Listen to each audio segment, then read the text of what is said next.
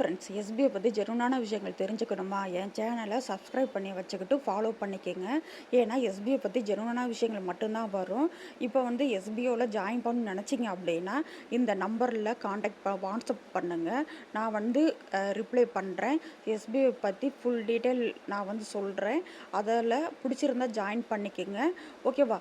Okay friends, வாங்க வீடியோக்குள்ளார போகலாம். Okay friends, இப்போ 2024 நம்ம வித்ட்ரா ரெக்வஸ்ட் கொடுத்தோம். அதில் சேல்ஸ் டீம், ப்ரமோஷன் டீம் இவங்களுக்கெல்லாம் அமௌண்ட் கிரெடிட் ஆகி இருந்துருச்சு அப்படின்னா அவங்களோட ஸ்டேட்டஸ் பெண்டிங்கில் இருந்து சென்ட் அப்படின்னு சேஞ்ச் ஆகிருக்கும். எல்லாருமே போய் செக் பண்ணிக்கோங்க. இப்போ 24, 25, 26 இந்த பீரியடில் 3 இயர்ஸில் யாரெல்லாம் வித்ட்ரா ரெக்வஸ்ட்டை கொடுத்தோமோ அவங்களுக்கு எல்லாமே அமௌண்ட்டு கிரெடிட் ஆகி இருந்தால் மட்டுமே பெண்டிங்கில் இருந்து சென்ட் அப்படின்னு மாறி இருக்கும். நீங்கள் எல்லாருமே போய் செக் பண்ணிக்கோங்க. ஏன்னா ரொம்ப ரொம்ப இம்பார்ட்டண்டான ஒரு விஷயம் இது. ஓகேவா? இப்போ யாருக்கெல்லாம் அமௌண்ட்டு கிரெடிட் ஆகியிருக்கோ அவங்களுக்கு மட்டும்தான் பெண்டிங்கில் இருந்து சென்ட்டுன்னு மாறி இருக்கும். போய் செக் பண்ணி நியர்பை 90,000 பீப்புளுக்கு மேலே அமௌண்ட்டு பெண்டிங்கில் இருந்து சென்ட்டு அப்படின்னு மாறி இருக்கும் ஸ்டேட்டஸு. போய் செக் பண்ணிக்கோங்க. இப்போ உங்களுக்கு சென்ட்டுன்னு மாறி இருந்துச்சு, ஆனால் உங்களுக்கு அமௌண்ட்டு வரல அப்படின்னு வச்சுக்கோங்களேன். நீங்கள் உங்கள் பேங்க்கில் போய் ஸ்டேட்மெண்ட் எடுங்க. அதாவது 24, 25, 26 இந்த 3 இயர்ஸ்க்கான ஸ்டேட்மெண்ட் எடுத்து செக் பண்ணிக்கிட்டு அப்புறமேலு உங்களுக்கு அமௌண்ட்டு வரல அப்படின்னா டிக்கெட் ரைஸ் பண்ணுங்கள். ஏன்னா அமௌண்ட்டு வந்துட்டு நீங்கள் அப்படியே தப்பாக டிக்கெட் ரைஸ் பண்ணக்கூடாது. ஓகேவா?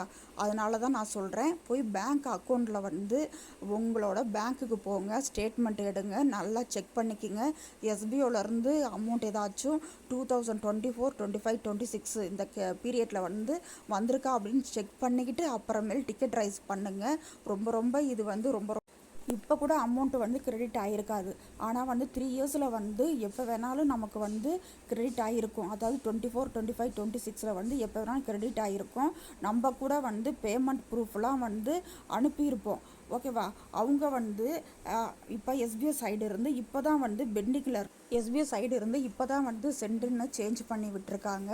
அதனால யாராருக்கு அமௌண்ட் வந்திருக்குது அப்படிங்கிறத கொஞ்சம் நல்லா செக் பண்ணிவிட்டு வராதவங்க டிக்கெட் ரைஸ் பண்ணுங்கள். அதுக்கு முன்னாடி பேங்க் ஸ்டேட்மெண்ட்டை செக் பண்ணிக்கோங்க.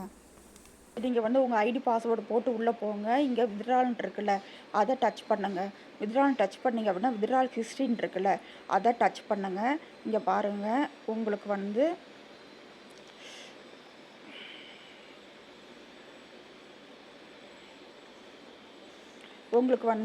அமௌண்ட்டு வந்திருந்துச்சு அப்படின்னா மட்டும்தான் சென்ட் அப்படின்னு காட்டும்.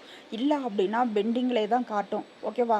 அமௌண்ட் சென்ட் ஆகியிருந்தால் மட்டும்தான் உங்களுக்கு சென்டுன்னு காட்டும். வந்திருந்தால் மட்டும்தான் சென்டுன்னு காட்டும். இதை நல்லா ஞாபகம் வச்சுக்கோங்க.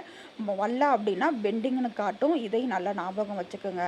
ஓகேவா? இது மாதிரி தான் செக் பண்ணிக்கிட்டு உங்களோட ஸ்டேட்மெண்ட் எடுத்து கொஞ்சம் செக் பண்ணிவிட்டு அப்புறமேல் டிக்கெட் ரைஸ் பண்ணுங்கள். ஓகேவா? ஓகே ஃப்ரெண்ட்ஸ், இப்போ யாருக்கெல்லாம் அமௌண்ட்டு சென்ட் ஆகிருக்கோ அவங்களுக்கு மட்டும்தான் இது மாதிரி இப்போ ஒரு பாப்பப் வரும். இதை கவனமாக பார்த்துக்குங்க. இது மாதிரி வந்திருந்துச்சு அப்படின்னாவே உங்களுக்கு அமௌண்ட்டு சென்ட் ஆகிருச்சு அப்படின்னு அர்த்தம். நீங்கள் இது மாதிரி வந்திருக்கு ஆனால் எனக்கு அமௌண்ட்டு வரல அப்படின்னு நீங்கள் நினச்சிங்க அப்படின்னா உங்களோட பேங்க் ஸ்டேட்மெண்ட்டை போய் செக் பண்ணிக்கோங்க. செக் பண்ணிக்கிட்டு உங்களுக்கு வரல அப்படின்னா மட்டும்தான் நீங்கள் டிக்கெட் ரைஸ் பண்ணணும். ஓகேவா? இதை கொஞ்சம் நல்லா ஞாபகம் வச்சுக்கோங்க. இது இந்த அமௌண்ட்டு எப்போ வேணாலும் வந்திருக்கலாம். 24ல் வந்திருக்கலாம், 25ல் வந்திருக்கலாம், 26ல் வந்திருக்கலாம். இந்த 3 இயர்ஸில் எப்போ வேணாலுமே வந்திருக்கலாம். அதனால நீங்கள் போய் பேங்க் ஸ்டேட்மெண்ட் செக் பண்ணுறது ரொம்ப ரொம்ப முக்கியம். அதை கொஞ்சம் பார்த்து கவனமாக செஞ்சு வச்சுக்கோங்க ஃபேமிலி.